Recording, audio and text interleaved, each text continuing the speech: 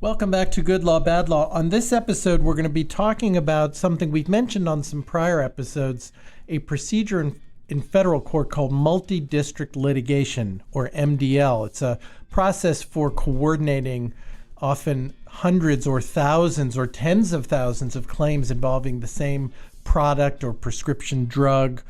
It's been used now in the massive nationwide opioid litigation and lots of other circumstances, pelvic mesh, different medications for pain and for an antacid medication called Propulsit. My guest, Elizabeth Burch, is a professor of law at the University of Georgia School of Law, and she's the author of a new book called Mass Tort Deals, Backroom Bargaining in Multidistrict Litigation. And she explains, well, what are some of the good things about this complex procedure, but also what are some of the problems and pitfalls, particularly for the hundreds of thousands, maybe millions of people who have a claim, sometimes, in fact, oftentimes, very serious claims. And how are those claims being handled in MDLs? What are your rights? Do you even know or have control or say over what happens to your claim? So this is a really important conversation that affects a lot of people. And this is, on first appearance, something very technical or procedural, but I think we do a good job in this episode of making it understandable so people can have more information about what is happening to your claims and what you need to know and the questions you may want to ask your lawyer if you're involved in one of these. So stay tuned for a great conversation with Beth Burch from the University of Georgia Law School. I hope you enjoy this episode.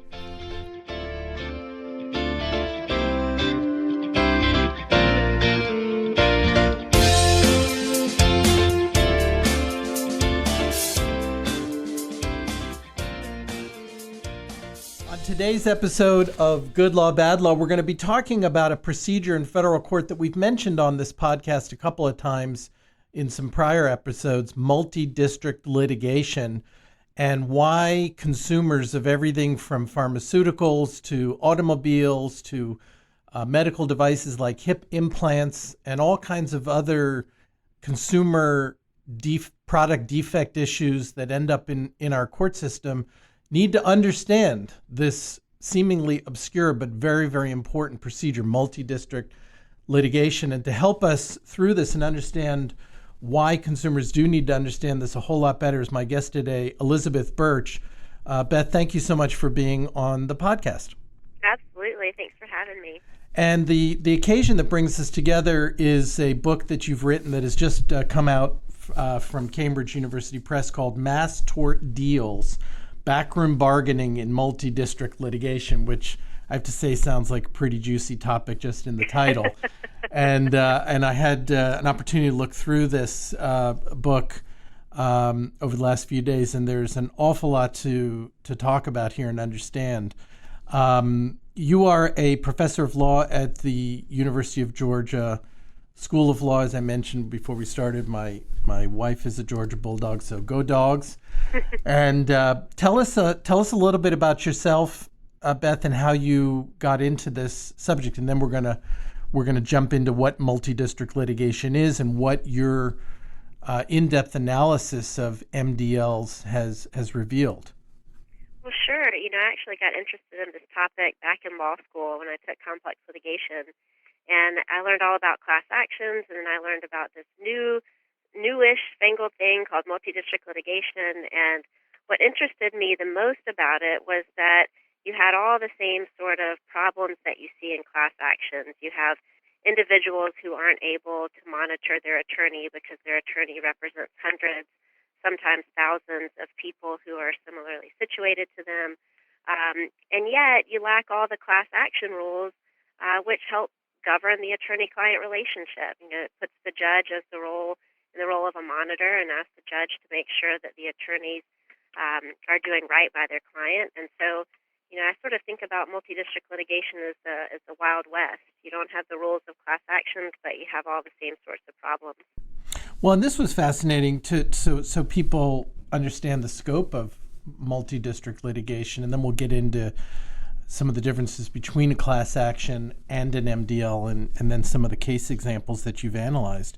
But as you point out, between from 2002 to 2017, MDLs, multi-district litigation matters, rose from 16% to 37% of all civil cases active in the federal court system. So today, more than 1 in 3 civil cases in federal court is an MDL, which is pretty incredible.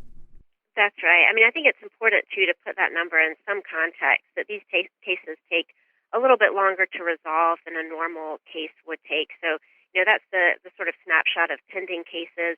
But even if you look at newly filed cases coming into the federal civil docket, newly filed MDLs range from, between 15 and 21% of the federal civil docket. So still a pretty hefty portion. So we'll get into what are some of the kinds of cases that become MDLs. But before, I think we have to understand what it is. And I think there's a lot of misunderstanding about these different procedures to handle mass cases where you have a lot of plaintiffs, a lot of people who have a very similar claim. So maybe you can help us walk through what is a class action, what is a multi-district litigation, how are they different? Sure. Well, I mean, remember that multi-district litigation can include class actions. Okay. MDL can cover everything from employment discrimination to airplane crashes to antitrust, but it also covers products liability cases, which has been my focus. And so, products liability cases, they might be consumer cases where you're alleging that GM's ignition switch defect cost you some money when you're reselling your car. But it could also be the personal injury side of things, which is the allegation that, when you're driving down the road at 90 miles an hour, well, hopefully maybe not 90, maybe 70, right? Yeah. Your ignition switch cuts off and, you get injured or you die. And so in those types of cases, those cases tend not to be certified as class actions. Class actions require that common questions predominate over individual ones.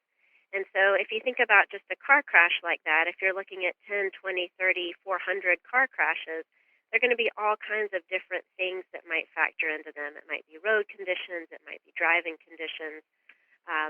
But the argument, at least that defendants tend to make, is that common questions don't predominate over individual ones, and so it's really not ripe for class certification. So what tends to happen isn't that those cases just disappear, it's that they proceed as individual lawsuits, but they are centralized by the Multidistrict Litigation Panel, or the Judicial Panel on Multidistrict Litigation, which decides whether to transfer the cases for pretrial purposes, and if so, where to send them. And so if you file a lawsuit in Pennsylvania, for example, and you think that you're going to be in your local court down the street, all of a sudden you get a notice that that case has been sucked up and centralized somewhere else. It could be, out in California somewhere, for example.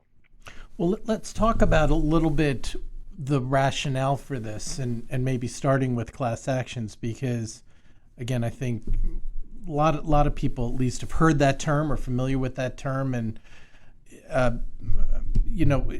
in a class action case, isn't it the case that if the case wasn't prosecuted as a class action, oftentimes the cases wouldn't be prosecuted at all because there may be thousands of, let's say, passengers on an airline, or who flew on an airline, and there was some issue with the ticketing that resulted in them losing $10. I'm making up these facts here, but and nobody's really going to be able to pursue a case in court for a $10 loss.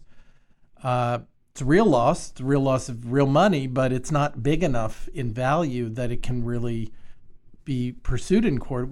You'd pay more in the filing fee to start the case than the total value of an individual case. But if you group them together with thousands of other people who suffered the same loss, then it can be pursued. I mean, that's kind of the rationale, isn't it, fundamentally, of a class action as a vehicle for pursuing very similar cases that a lot of people have suffered the loss from.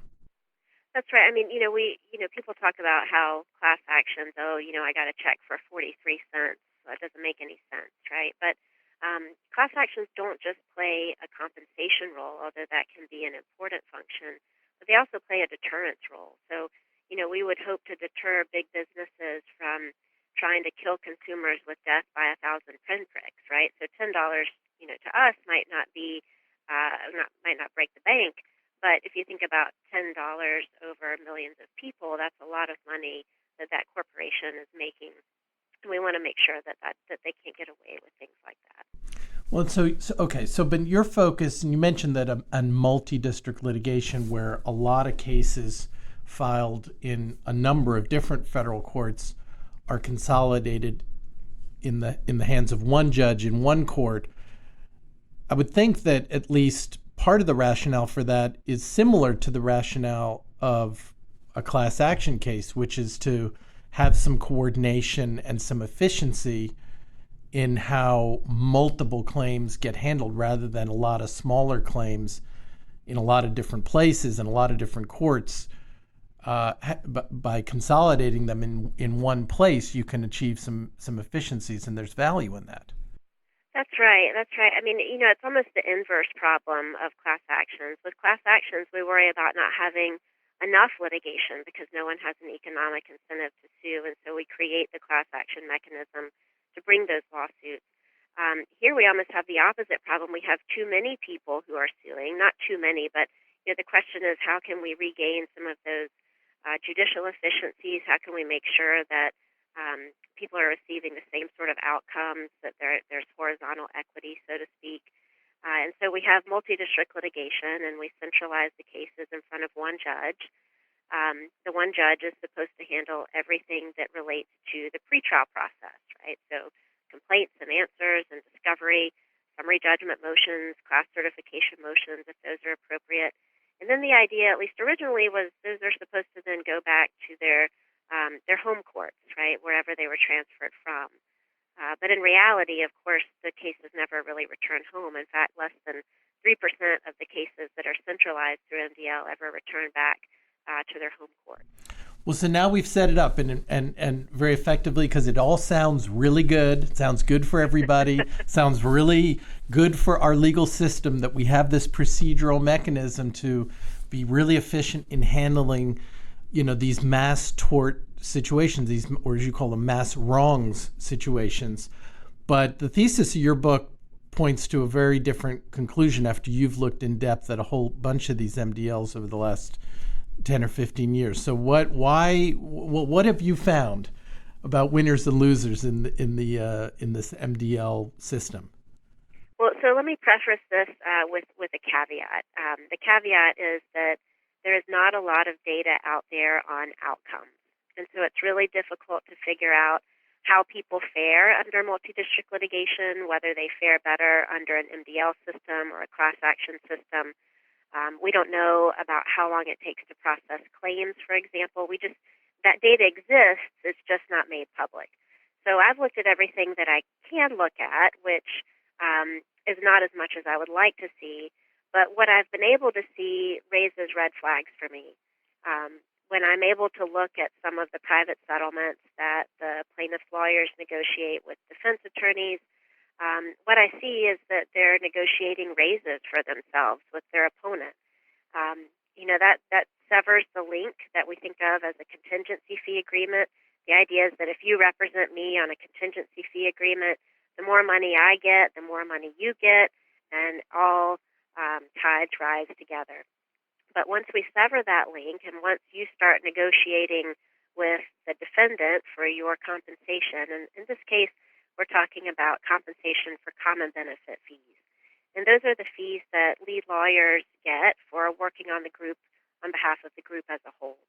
So when the judge let's take the pelvic mesh cases, for example, when Judge Goodwin has 104,000 cases in front of him, he can't talk with 104,000 different lawyers. And so he picks a few lead lawyers, and a lot of that information is channeled through the lead lawyers. But the worry that I have is that those lead lawyers seem to be negotiating for their fees and for certain perks with their opposing counsel rather than doing necessarily what's best for the client. Well, and if but so well, maybe use that as an example, unless you think there's a better case to use to illustrate how this whole process works. But let's take a step back and maybe use the pelvic mesh litigation, which I know 104,000 claims. It's a big mass tort litigation. Not the biggest. There've been some others involving drugs like Vioxx and others, right, that were even bigger. But help us understand how this becomes a multi-district litigation and who some of the key players become in the case, and that helps us understand where things can become problematic. Sure. Well, we'll use pelvic mesh, and we can use Propulsid as well. I think Propulsid is a good example just because we have a lot of data on it. The pelvic mesh litigation is still ongoing, and so and it's a little different because it has settled in inventory settlements. Each law firm has settled with defendants, and it's very hard to get any sort of data on what the outcomes are looking like. But initially, you have a whole bunch of cases that are filed in federal and state courts around the country, and the judicial panel on multi-district litigation then says, we're going to have a hearing about this, and we're going to decide whether to centralize these cases, and if so, who gets them.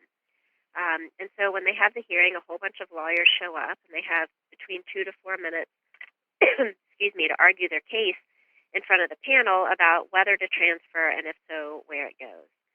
And in the mesh cases, the panel decided to coordinate. There were certainly enough of the cases at that point.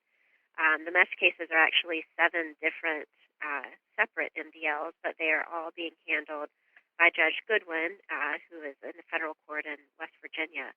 And so, he decides what sort of case management techniques to use. He decides who to appoint as leadership on the plaintiff's side.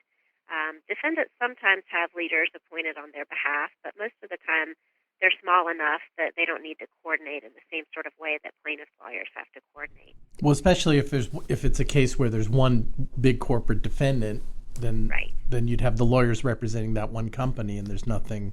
You don't need leadership beyond those lawyers. But here on the plaintiff side, you could have hundreds of lawyers who have a client or 10 clients, or maybe have put up a website or an ad on television, and they might have thousands of clients. Exactly.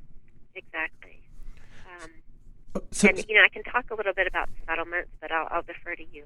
Well, all right. So to take pelvic mesh, and by the way, these are we're talking about some of the most talked about cases too, and you look at the cases that you were able to get some data for, but a lot of these cases are ongoing now. We've talked on this program about these massive data breach cases. Those have been MDL'd, as we say now, and the opioid litigation that is it seems like every day another state or county or health plan is filing suit against the makers of opioid drugs, and that has been MDL'd, that litigation. So this is something that's going on in a lot of different with regard to a lot of different products and a lot of different circumstances that affect a lot of people. So what I think we're trying to understand here is if the goal of bringing a lawsuit for somebody who's been injured is to somehow right that wrong, is this multi-district litigation process serving that goal? And I mean, we're getting to the conclusion right up front. I think your findings are that a lot of the players involved in MDL benefit greatly, but the victims in these cases may not be the biggest winners here. So, I mean, to understand that, looking at pelvic mesh, you've got so this is a case that's been consolidated in the hands of one federal judge in West Virginia, as you said, and then one of the first things that has to happen is the judge appoints a leadership team, primarily on the plaintiff side. And what do we know about the lawyers who tend to get appointed into those positions? Well, judges tend to appoint leaders based on expertise, based on experience, based on the size of their war chest. In other words, can you afford to fund this type of massive proceeding? And do you get along well with everybody else? And in the abstract, those all sound like pretty good criteria. But what they're not appointing leadership based on is adequate representation. So were this a class action, judges would have to make sure that the class counsel and the class representative were representative of the group as a whole. And so we talked earlier about class actions and how class actions have to have common questions that predominate over individual ones. In order to centralize an MDL, you just have to have one common question of fact. So, if you're looking at the opioid lawsuits, for example, you've got all kinds of different cases in there. You've got cases by state and local governments. You've got cases brought on behalf of the Native American tribes. You've got cases on behalf of the opioid babies. And so, the babies in particular, their counsel has been arguing that they're not being listened to. They're not receiving notices of deposition. They're not being adequately served by the leadership, which means that they're not able to serve their clients very well. And by the way, do the clients have really a lot of say in whether their case becomes part of an MDL? None whatsoever. You don't get to choose whether you go to an MDL. If you're in federal court and it gets centralized, it gets centralized. Nor can you get out of an MDL. So, unlike a class action, you can opt out if you don't like the settlement or you don't like the deal. You could certainly, in theory, decline a settlement in an MDL, but you can't opt out of the MDL itself. Only the judge can decide to remand your case, and even then, they simply provide a suggestion of remand to the panel, and then the panel decides to formally remand. So going back to the plaintiff's leadership team, and you were talking earlier about how they can negotiate special deals for themselves. That is, and these are, you call them community benefit fees. That sounds like a pretty good perk for becoming part of the leadership. I mean, and the amounts that we're talking about aren't small. I mean, this can be millions and millions of dollars, right? That's right. And these, the people who are appointed to leadership positions tend to be the same people who are appointed over and over again. The people who are running the opioid MDL are the same people who ran the asbestos cases, the same people who ran the tobacco cases, which means that they're facing off against the same opponents over and over again. And so the worry is that they start to develop these working relationships with their opponent, such that it becomes more about getting whatever is most important to them from a self-interested standpoint. From the defendants, it's getting the amount of closure that they want to end all of the lawsuits and to reassure their stockholders. For the lead plaintiff lawyers, it's about getting those hefty common benefit fees. Yeah. Well, let me push back a little bit. And by the way, I mean, I do 100% trial work, but I don't do any MDL work. I never wanted to. I always looked at it as not sure how much of it is lawyering and how much of it is, pressing the flesh and politicking and using your sharp elbows to get ahead. And if you're not one of those few lawyers that ends up on the leadership team, then, what is there really to do but sit back and let someone else do the work? It never appealed to me, but on the other hand, if you are one of those leadership lawyers in one of these big cases, first of all, you and probably your law firm are doing the work. If there are depositions, right, your firm is the one doing the work to gather up all the documents so that you can take the deposition. You're taking the depositions of the witnesses. You're advancing funds for the prosecution of the claim. Why shouldn't those lawyers get something extra for taking on all that responsibility? Oh, they should. Absolutely. I agree with you 100%. Lead lawyers put out a lot of money on the front end to try to fund these suits, to develop these suits. The cost can be astronomical. I mean, just to give you some idea, in the first Vioxx trial, and we're not including attorney's fees in this figure, but the Vioxx trial alone, just in terms of expert witness costs, et cetera, was about $1.5 million. So it's a substantial amount of money that they're having to put out. I have no problem, I think, with compensating them for the work that they do on behalf of the group as a whole. What worries me isn't the amount of compensation per se, it's that it seems to be divorced from the benefit that plaintiffs are getting. So let me give you a quick example to just sort of explain what I mean. In the propulsive litigation back in the 1990s, this was an acid reflux drug. People took it for heartburn. About 30 million people took it. Ended up with a lawsuit over it. And the lead lawyers negotiated their common benefit fee with Johnson & Johnson directly. So they negotiated $27 million in total in common benefit fees for themselves. They designed a settlement program, and the settlement program required that all of the lawyers recommend that all of their clients enter into the deal. But when you entered into the deal, you didn't know how much, if anything, you were going to get. And what ended up happening is that out of about 6,000 claimants who entered into the deal, only 37 of them were deemed eligible for relief. They received a total amount of money of $6.5 million. And you compare that to the $27 million that lead attorneys got in attorneys' fees and costs, that's a pretty different perspective. The rest of the money then went back to Johnson & Johnson through a reverter provision.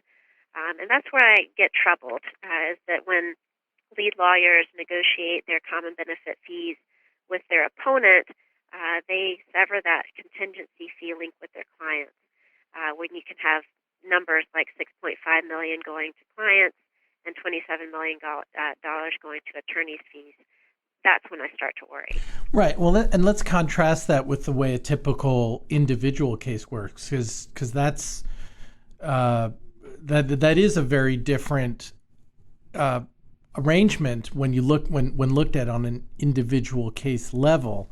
It seems the problems come about when you multiply that out in these mass claim cases. But in an individual case, once again, the lawyer, and this is a lot of what I do too, so I know about this.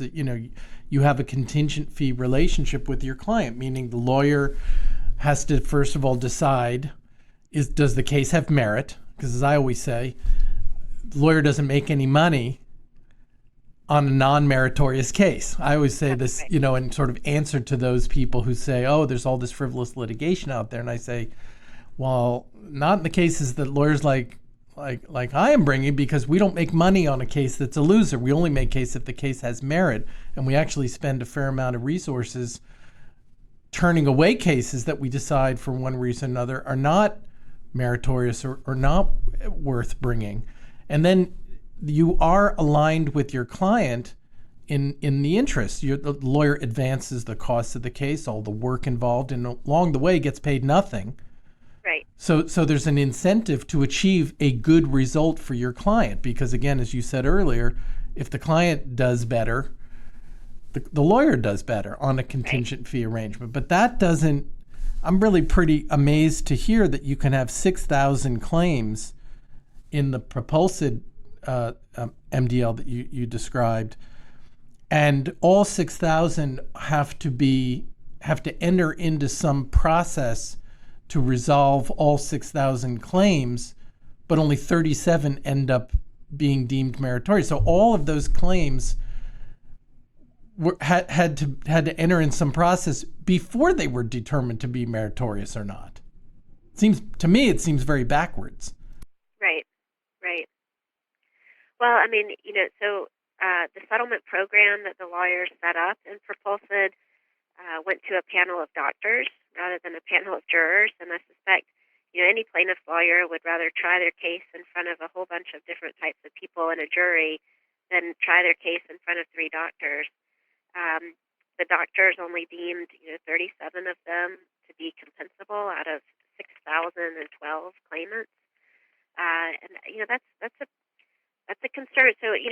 they're not meritorious. So let's just assume that the cases aren't meritorious for some reason.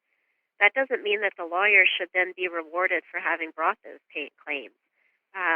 We have a process and civil procedure under Rule 11 where we, sanction the attorneys and in some cases even sanction the clients for bringing frivolous claims. And in that case, I think, as you're pointing out, that not only were they not sanctioned for the overwhelming majority of claims being deemed not meritorious, but they were highly rewarded, and lawyers ended up getting a whole lot more money than the claimants did. But I'm wondering if there's something about the system that creates the problem here. And I know, and you say at one point in your book, you're not pointing at plaintiff lawyers as the bad guys here, but really at the system as a whole, as right. Sort of creating the opportunity for these very lopsided outcomes, at least as you found in the Propulsed case. So, if again in my practice and a lot of lawyers who do contingency fee work, again, you have to determine to some standard that the case has merit. In Pennsylvania, we have, for instance, in a medical malpractice case, we have a pretty rigorous requirement that you have to have an expert support the case before you file suit. And so there has to be some kind of review that's done. But, it does seem like there's like the system may create a feeding frenzy type environment where as soon as you hear that there's a problem, say with a drug like Propulsed, you just get everybody filing claims and sort of figure it all out later, whether the claim has any relation to what the issue is, right? I mean, so it's not just you took Propulsed and now you have a claim. It has to be that you took Propulsed and something scientifically linked to the taking of that drug produces a bad outcome. You know, so you could have 30 million people take Propulsed. That doesn't mean there's 30 million injuries. Right. Exactly. So what about this? Am I on point to think that there's something about the MDL system that creates this situation where you may have thousands or tens of thousands of claims filed well before there's any figuring out whether those claims have merit, which leaves a lot of people's expectations raised, maybe falsely. Right. Well, I think that is somewhat of an open question. Judges have been trying to combat that with a lot of different case management tools. In MDLs, a lot of plaintiffs will have to fill out what's called a plaintiff profile form or a plaintiff fact sheet, for example. And it's essentially a type of discovery tool to make sure that each plaintiff has complained of something that would, conceivably fall within the scope of something that could be compensable. So, for example, in the pelvic mesh litigation, the plaintiff's fact sheets require things like, background information not only on the plaintiffs, but also information from their medical providers, information about what kind of mesh they received, when they received it, whether it's been removed, how many different removal surgeries they've had to undergo. And all of that is then signed under oath and provided to the court. So there have been mechanisms that judges have taken on the front end to try to make sure that the claims that are actually going into the process are in fact compensable claims. I think the difficulty in some respects is the way that these settlement programs are designed. And in order for defendants to get the kind of closure that they want, they're requiring plaintiffs' lawyers in some instances to recommend that every single one of their clients enter into the settlement program and then to take steps to withdraw from representing clients who refuse to enter the settlement program. So that means that, under the terms of the settlement program, it might be that people who had valid claims in court wouldn't necessarily be compensated under the settlement. But as an attorney, if you're complying with these settlement program guidelines or settlement program rules, you have to put all of your clients into the program itself without knowing what, if anything, they're going to get on the back end. Is that what you used the term earlier, inventory settlements? Is that what that is? Well, so when aggregate settlements could mean two different things. Aggregate settlements can mean a firm by firm inventory. So, if I was a defendant that was just settling with your law firm, I would settle what your so-called inventory of cases, and it's a term that I frankly hate because it acts like people are, widgets in a warehouse, which I think is horrible. But the term, I think, is designed to deal with a firm-by-firm settlement rather than a global settlement like what was had in the propulsive litigation or the Vioxx litigation, where here's the deal for everybody in state and federal court. Everyone's going to be subject to the same criteria. It's not just about this particular law firm's group of clients. So,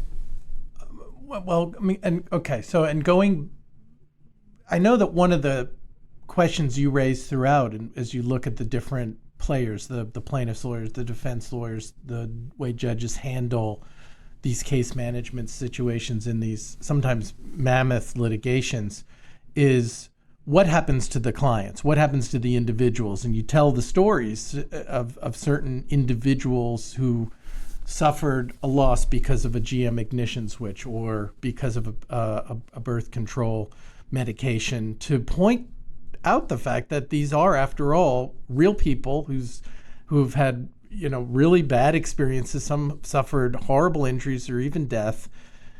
And that does seem to get lost in the mass nature of these big litigations. So I know that that's a big focus for you, is how the client is affected ultimately in these big cases.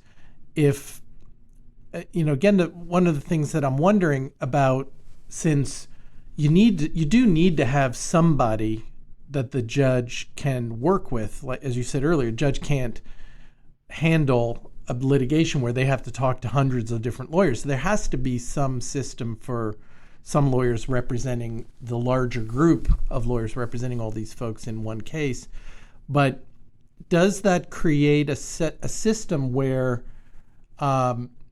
lawyers are kind of incentivized to seek out as many cases as they can find, sometimes advertising at great cost to we've all seen these ads on television, or heard them on the radio, or seen them pop up on our internet browsers.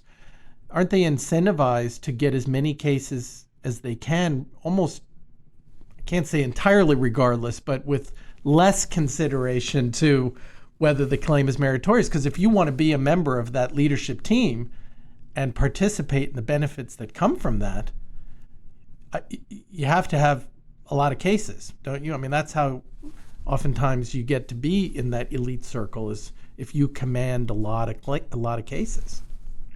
Well, I mean, that's certainly one thing that judges look at. I've been discouraging that as a metric for precisely that reason. I would worry that, if you simply have, you say, oh, I've got, 4,000 claims. Well, first of all, if I'm just a small law firm, if I have 5 or 6 people in my firm, there's no way that I can adequately handle 4,000 claims. I can't give them the kind of individual attorney-client attention that they deserve or that they need. But yes, I mean, that's one of the worries, that if we're rewarding people for just advertising and bringing in a whole bunch of claims without screening people, raising false hopes, right, from the people that they're representing. There's no communication. I'll digress for just a second here. I've been working on a new project, which is a procedural justice study for women's health MDLs, where I've been talking to a lot of the people who have been involved in women's health cases, for example, over NuvaRing or Mirena or pelvic mesh. And one of the things that I hear consistently from them is that, once they hire their lawyer, they never hear anything from them again. And then, a lot of times when they find their lawsuit or pull their complaint from the court docket, it's signed by an attorney that they don't even know or have any sort of relationship with. And so they don't even know who to call to get answers to their questions. Yeah.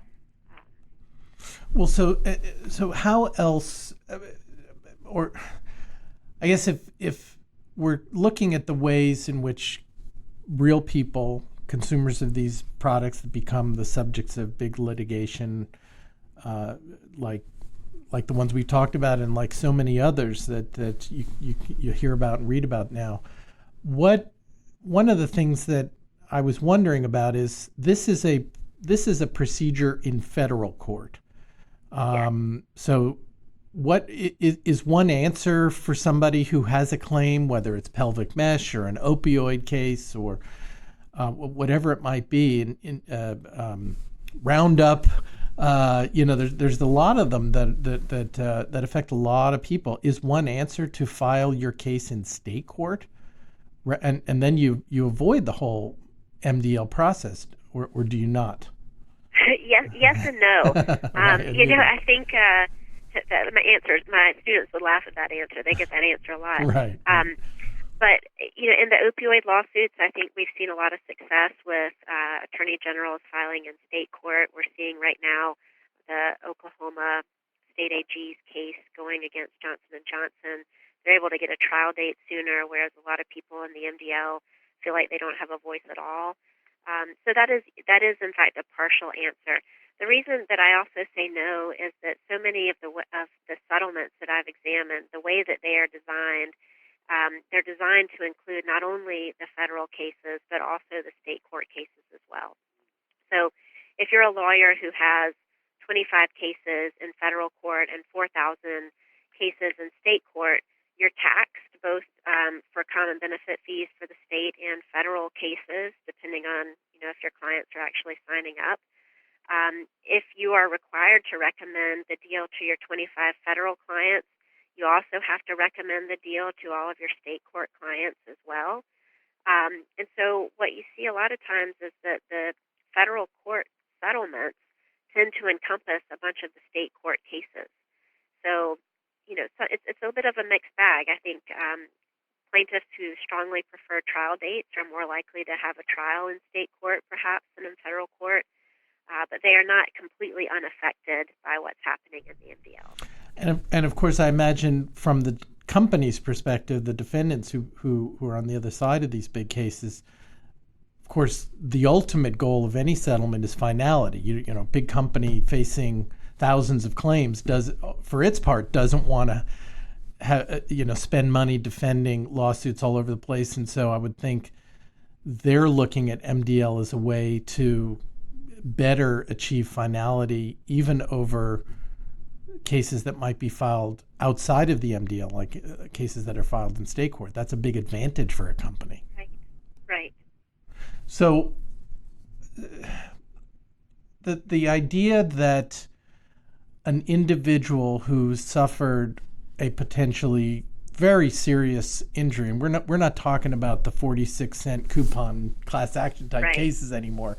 These are cases, whether it's pelvic mesh or the GM ignition switch cases, or people that have cancer from Roundup or the opioid. I mean, these are very serious cases to the individuals who have those claims, leaving aside those who may be jumping on board and don't have a claim that can be connected to the issue in the case. But all the people that do have meritorious claims,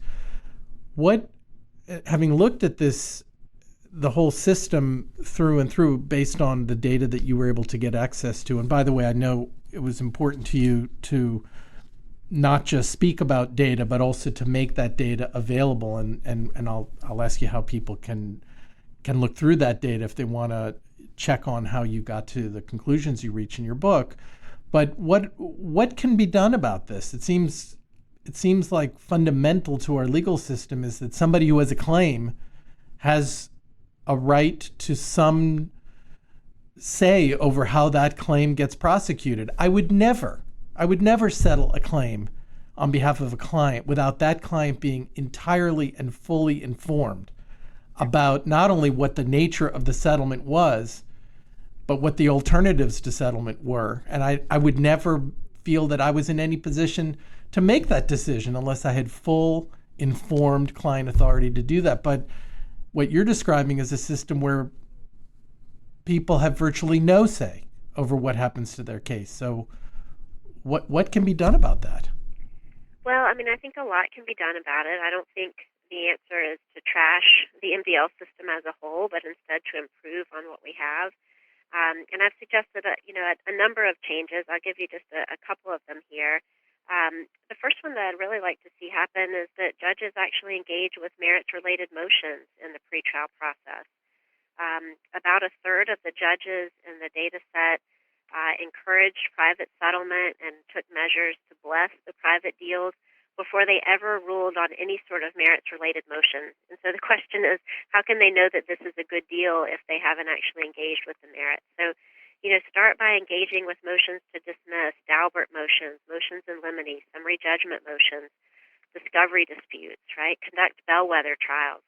And by doing that, judges can send legitimate signals to the plaintiffs and to the plaintiffs' lawyers about which cases are meritorious and which cases aren't. The second thing that I'd really like to see judges start doing is to tie common benefit fees to plaintiffs' outcomes. Part of the problem in Propulsid was that the $27 million looked pretty reasonable if you were looking at the sticker price of the settlement fund, which was somewhere between 85 and 102 million, depending on how many people signed up. But if you're looking at the actual benefit to the plaintiffs, it looks terrible. So we need to use quantum merit. That's kind of an old equitable doctrine to tie the common benefit fees to a settlement's merits and provide somewhat of a check on self-dealing for the plaintiff's lawyers. That also gives plaintiffs themselves an opportunity to voice their concerns about the settlement or the process, because if judges are having to look into the settlement itself to figure out how they've benefited, then that should give them an opportunity to speak up. The third thing I'd like to see happen is for judges to focus on adequate representation when they're appointing lead lawyers. They have to realize that they're disenfranchising a whole group of people, and when they're not looking at adequate representation, then the process itself can seem unfair to the people who are contained within it.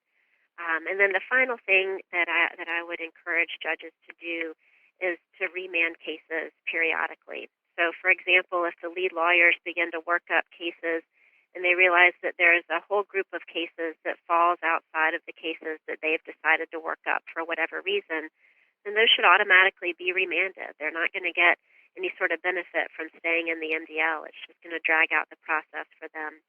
And then I would also institute an automatic remand at the back end. So if the leadership negotiates a settlement or global settlement that the plaintiff doesn't want to accept, then let them out of the MDL process. Let them return back to their original courts around the country for trial purposes, rather than getting stuck in the MDL, particularly with a judge who wants to encourage them to settle. Well, and I noticed that all of the suggestions you just provided for how to make the MDL system work better and avoid some of the problems we've talked about, most of those, if not all of those suggestions, are directed to judges. Yeah.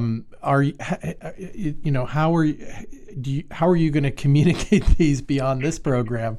I mean, or have you already gotten any feedback from judges that they're listening and that they appreciate some of these problems and see ways that the system could be improved?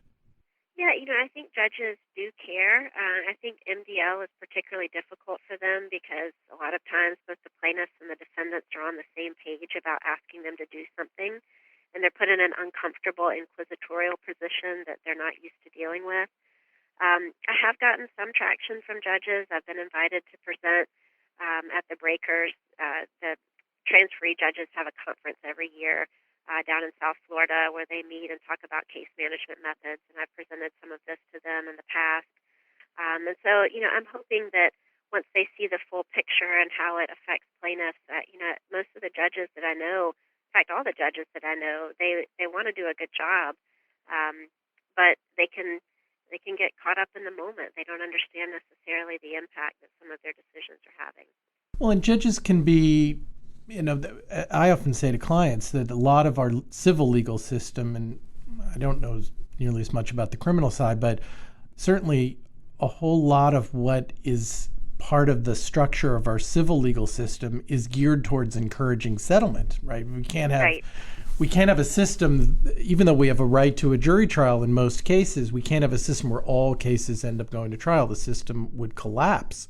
So a lot of the rules about exchanging of documents during discovery, for example, and other things too, are geared to help indeed perhaps strongly motivate parties to settle their cases before trial, and that's a good thing. But again, in the context of an individual's case, if a lawyer is acting ethically and responsibly to the client, that lawyer is keeping that client very well informed along the way and must do so, even where a judge is perhaps a little heavy-handed in banging the heads of the parties and their lawyers to encourage a settlement. But here, I'm not sure even some of the reforms that you're talking about get at the problem of a client really losing their right to control the destiny of their case. Yes. Yes. So I what? I would add one thing in.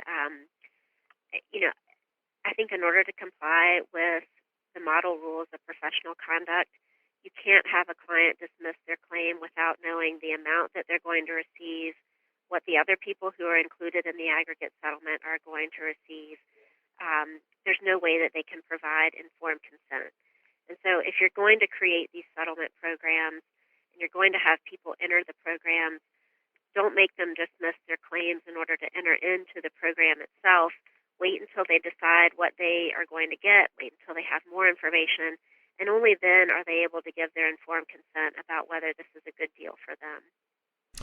Well, this is a huge issue, not only involving a lot of the federal docket for civil cases, but literally hundreds and hundreds of thousands of people who have cases that are part of one MDL or another. So I want to thank you, Beth, for talking with us about it. One of the things that I like about the book, too, and I know you set out to do this, even though we're talking about something that may seem very procedural and technical in a lot of ways, it's the book is really written in a way that tries to minimize that so that you don't have to be a lawyer to look through what you've written and understand something more about this process than probably you even imagined before. So I want to encourage people to do that, take a look at it. I know you have a website, Beth, where people can go for more information about this, as well as a way to get the book. Is that right? Do you want to give us yes, that info? Yes, absolutely. I've got a website. It includes all of the documents, and it makes all of the documents that I use for the book and millions of more text searchable. So if you're a lawyer who's involved in MDL, you might find that resource to be helpful. My website, it's my name. It's elizabethchambleburch.com. That's Elizabeth, CHAMBLEEBURCH.com. And you can also, if you search the University of Georgia School of Law website, I'm sure you can get to Beth pretty easily that way as well. Look up the faculty and you'll find her. And we'll also put a link in the description for this episode of the podcast, Beth, so people can get to it easily that way. I want to thank you again, Beth. I'll give your full name, Elizabeth Chambly Burch, author of the book that has just come out, Mass Tort Deals, Backroom Bargaining and Multidistrict Litigation. Great conversation about this really, really complicated system that we have and complex set of issues. And I, too, am very concerned about the impact of the individuals whose cases, I don't care so much about the lawyers or the judges or the defense lawyers or the companies. I do think about the people whose claims are involved in these, and I know that's a big focus of yours as well.